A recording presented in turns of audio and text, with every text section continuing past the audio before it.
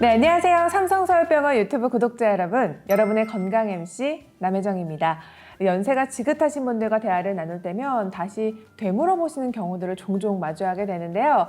누구나 나이가 들면 청력이 저하되는 건지 또 극복할 수 있는 방법들은 어떤 것들이 있는지 많이 궁금하실 것 같습니다. 그래서 오늘은 노화성 난청에 대해서 쉽고 정확하게 알아보기 위해서 교수님을 모시고 하나씩 알아보는 시간 갖도록 할 텐데요. 먼저 교수님과 인사 나누겠습니다. 교수님 안녕하세요. 네, 안녕하세요. 저는 삼성서울병원 이비인후과에서 귀를 전공하고 있는 문일준이라고 합니다. 네, 반갑습니다. 네, 많은 반갑습니다. 분들이 이 네. 난청에 대해서 많이 궁금해하고 네, 계시고 맞습니다. 또 실제로 난청이 생긴다고 하면 생각만 해도 정말 답답할 것 같아요. 네. 그래서 오늘은 궁금증을 하나하나 풀어보는 시간을 가져볼 텐데요. 네. 먼저 이 노화성 난청은 도대체 왜 생기는 걸까요? 예. 노화성 난청이란 단어에서 우리가 알 수 있듯이 우리가 모든 사람들이 나이가 들면서 자연스럽게 노화 과정을 겪게 되는데 그 귀 안에 있는 달폐관 역시 마찬가지로 노화 현상을 겪게 됩니다. 달폐관 내에는 작은 유모세포라는 세포들이 있어서 이 세포들이 소리를 듣는데 굉장히 중요한 역할을 하게 되는데 나이가 들면서 이런 세포들이 일부 손상이 되면서 제대로 잘 듣지 못하고 청력이 떨어지게 되고 이러한 것들을 우리가 통칭해서 노화성 난청이라고 합니다. 그런 말씀만 들었을 때는 좀 피해갈 수 없는 부분이 아닐까 하는 네. 생각이 들어요. 네. 이 노화성 난청이 주로 누구에게 또 언제 얼마나 발생하는지도 좀 궁금하거든요. 네. 사실 노화성 난청은 누구에게나 다 발생할 수 있습니다. 우리가 나이가 들면서. 그래서 피해갈 수는 없는데 근데 사람들마다 약간씩 노화성 난청이 오는 시기가 다를 수는 있습니다. 어떤 분들은 뭐 한 40, 50대에 빨리 발병하기도 하고 어떤 분들은 80대까지도 굉장히 잘 드실 수도 있고요. 그런데 이제 일반적으로 우리가 얘기를 해보면은 65세 이상에서는 한 3분의 1 정도, 75세 이상에서는 2분의 1 정도의 노인분들께서 이 노화성 난청이 발생하고 그래서 일상생활에 불편을 느끼고 계십니다. 저희 부모님도 지금 60대에 접어드셔서 네. 저 얘기를 들으니까 좀 걱정이 벌써부터 되는데요. 네. 사람마다 좀 차이는 있지만 주로 한 60대 정도부터는 발병률이 좀 증가한다라는 맞습니다. 말씀을 해주셨어요. 네. 주변에서 듣기로는 노화성 난청이 오면 치매랑도 좀 연관이 있을 수 있다는 네. 그런 무서운 얘기를 좀 들었는데 네. 사실인가요? 다들 치매하면은 굉장히 걱정을 하시잖아요. 그렇죠. 사실 우리가 나이가 들면서 신체 건강도 중요하지만 정신 건강도 그럼요. 굉장히 중요하니까요. 네. 그런데 난청이 치매랑 놀랍게도 굉장히 깊게 연관되어 있다는 연구 결과들이 많이 나오고 있습니다. 네. 미국에서 진행된 연구에서 살펴보면은 난청 있는 노인분들과 없는 노인분들을 나누어서 한 10년 정도 장기 추적 관찰을 해보았더니 난청 있는 노인분들이 치매의 발병률이 많게는 4배 정도까지 높아지는 것을 확인할 수가 있었고 또 란셋이라는 굉장히 유명한 저널에서 최근에 치매에 대한 연구 결과들을 종합해서 네. 정리를 해보았는데 그 중에서 이제 중년층의 난청이 치매 발병에 가장 큰 영향을 미치는 위험인자라는 것을 보고한 바 있습니다.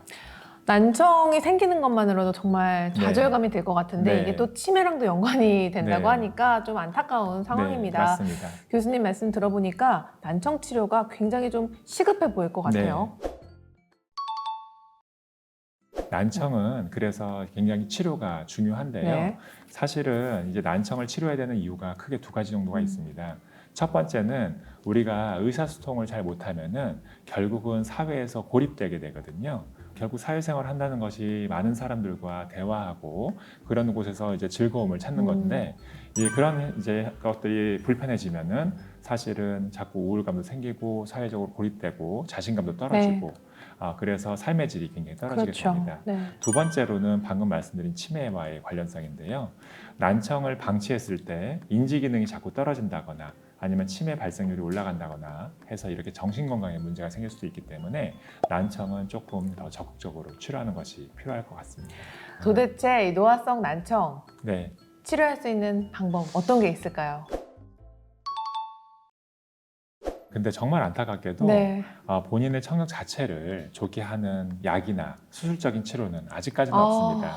그래서 우리가 뭔가 기기를 이용해야 되거든요. 그 기기 중에서 아마 여러분들이 가장 잘 아실 수 있는 기기가 보청기일 겁니다. 보청기 많이 들어보셨을 텐데.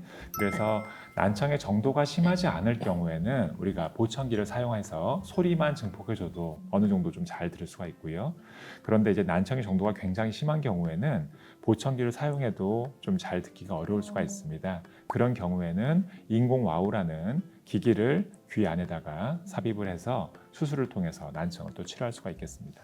보청기 그리고 인공 와우에 대해서 좀 말씀을 해주셨는데 보청기도 이 사람에 따라서 좀 이물감이 느껴져서 좀 불편감을 느끼는 분들도 많더라고요. 네, 맞습니다. 보청기의 종류도 많겠지만 그런 불편함을 좀 해소할 수 있는 방법도 혹시 있을까요?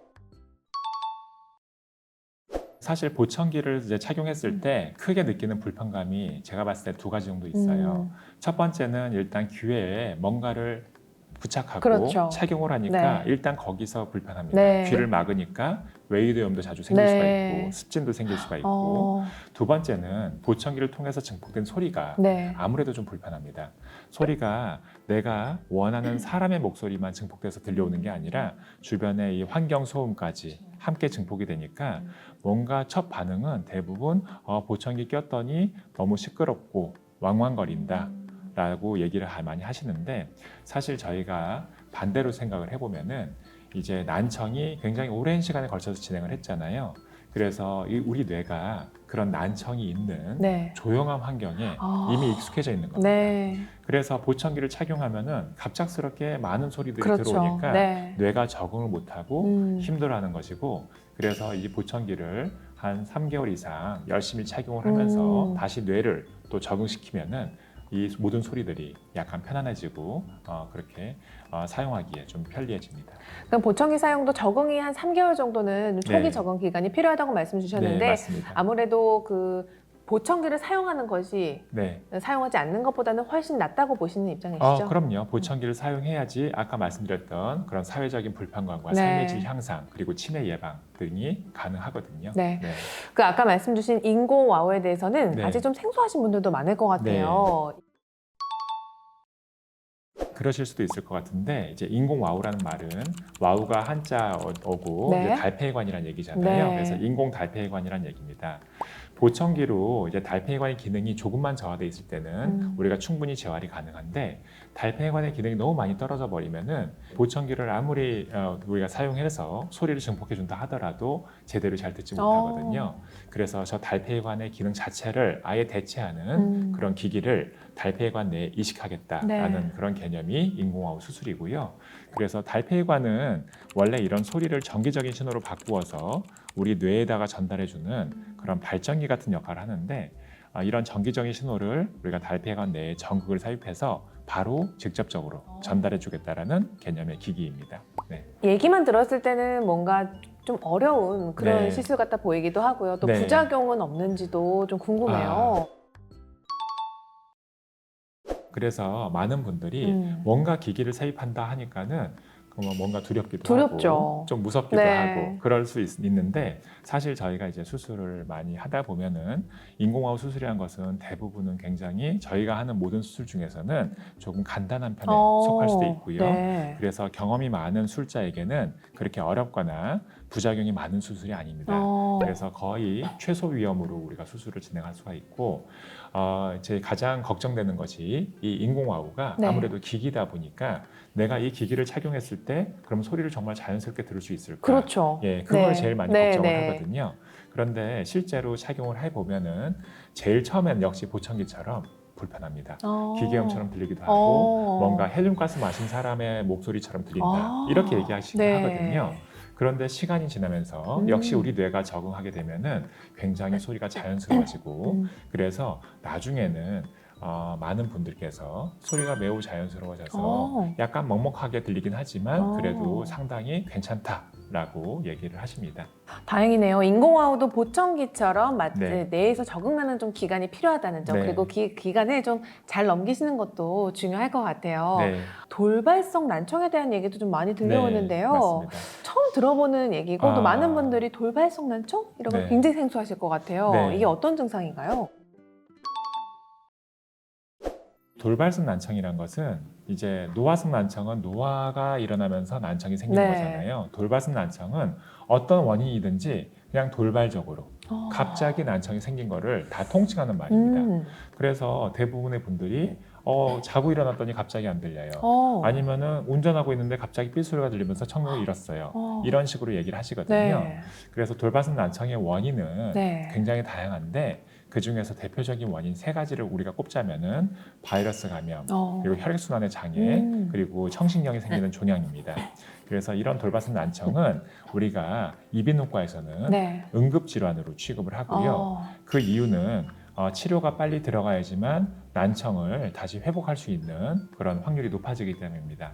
그래서 저희가 일반적으로는 일주일 이내에 치료를 시작해야 되고 그랬을 때도 사실 전체 돌발성 난청 환자분들 중에서 한 3분 중 1분만이 다시 원래 정상 청력을 찾을 수가 있습니다. 그러면은 네. 이상한 증상이 들린다, 귀가 네. 평소 같지 않다 이랬을 때는 네. 정말 빠르게 조기 조치가 좀 필요한 그런 맞습니다. 지점이네요. 네. 그리고 돌발성 난청은 노화성 난청보다 좀 더 위험해 보이기도 하는데요. 훨씬 위험하죠. 네, 그래서 이거는 그리고 노화성 난청은 아까 말씀드렸지만 치료가 불가능하다고 그랬잖아요. 네. 그래서 보청기나 인공호흡 같은 네. 기기를 활용해야 되는데 네. 돌발성 난청은 초기에는 치료, 즉 스테로이드라는 약을 써서 네. 다시 제자리로 돌릴 수가 있기 때문에 그 시기를 네. 굉장히 우리가 빨리 적절하게 치료해서 놓치지 않는 것이 중요하겠습니다. 골든타임을 놓치지 않는 것이 굉장히 네. 중요하다고 강조해 주셨고 네. 최소 일주일 안에는 좀 네. 병원에 와서 치료를 받는 게 좋다라는 네. 말씀해 주셨습니다. 아까 바이러스에 의한 감염이 원인이 될 수도 있다라고 네. 하셨는데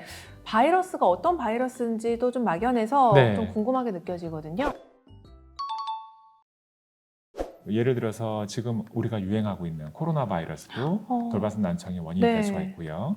아니면은 뭐 헤르페스 바이러스라든지 굉장히 다양한 바이러스들이 난청의 원인이 될 수 있는데 우리가 일반적으로 그런 바이러스들이 호흡기로 감염이 되잖아요. 그래서 코에 가서 그런 염증 반응을 일으키면 네네. 비염이나 감기가 되는 거고 이런 바이러스가 하필이면은 귀 안으로 들어가서 청신경에 염증을 일으키면은 이런 돌발성 난청이 발생할 수가 있겠습니다. 얘기만 들었을 때는 뭔가 좀 막막하고 또 네. 딱히 예방법이 없는 것 같아서 네. 더 안타깝게 느껴지는데요. 많은 분들이 귀 건강을 좀 잘 지키셨으면 네. 하는 바람이 듭니다. 노화성 난청이 발생을 하게 되면 이명 증상이 좀 동반되기도 한다고 하는데 네. 이명은 어떻게 치료하는 게 좋을까요? 예, 이명은 사실은 이제 근본 원인이 난청입니다. 어. 청력이 아주 정상일 때는 이명이 그렇게 많이 생기지 네. 않거든요. 근데 나이가 드시고 난청이 생기면서 이명이 발생하기 때문에 그 근본 원인인 난청을 해결해 주면은 이명도 같이 좀 해결이 될 수 있습니다. 따라서 난청과 동반된 이명의 경우에는 난청 치료, 아까 말씀드렸던 보청기라든지 아니면 인공와우라든지 또는 돌발성 난청인 경우에는 스테로이드 치료 등을 통해서 우리가 이명도 함께 해결할 수가 있겠습니다. 네, 이명 증상이 심하게 느껴진다면 먼저 난청을 우선적으로 치료하는 것이 중요하다는 답변까지 해주셨습니다. 오늘 정말 알찬 정보를 가득 들은 것 같아서 좀 네. 마음이 건강해지는 느낌인데요. 감사합니다. 이렇게 이비인후과 문일준 교수님 모셔서 노화성 난청에 대해서 자세한 이야기 나눠봤습니다. 고령 인구가 늘어나면서 난청 환자가 좀 많아지고 있는데요. 초기 발견만 잘해도 만족할 만큼 치료가 가능하다고 하니까 적극적으로 관심 가지시고요. 가까운 병원 내원하셔서 검사 받아보시는 거 중요할 것 같습니다. 더 궁금한 점 있으시다면 댓글 통해 남겨주시면 다음에 또 교수님께서 답변을 듣는 그런 시간을 마련할 테니까요. 많은 관심 가져주시면 감사하겠습니다. 오늘 여기서 마치도록 하겠습니다. 삼성서울병원 구독자 여러분들이 모두 건강해지는 그날까지 건강 인사이트!